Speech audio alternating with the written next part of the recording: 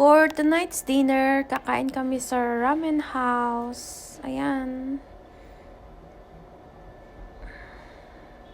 Takoyaki, calamari. Ito yung order ko, yung Hino de Deluxe.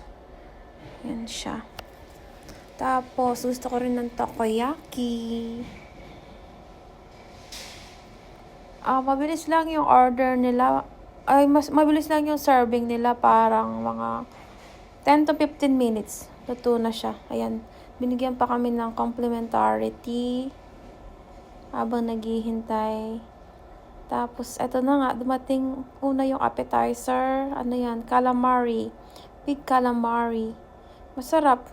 Napakasarap niya. Malutong. Tapos, malutong yung breading niya. Tapos, yung mismong calamari, malambot. Ayan naman yung takoyaki ko.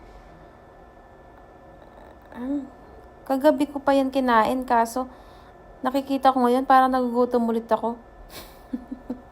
Ito naman yung ramen ko. Ayan. Sobrang sarap nung broth niyan. So far, okay. Bagong bukas to restaurant pero okay siya. Babalik pa ako dito. Masarap yung noodles. Homemade noodles nila. Ayan yung ambience. Oh, diba? Japanese. Nasa Japan ko no kami. Japanese. Japan.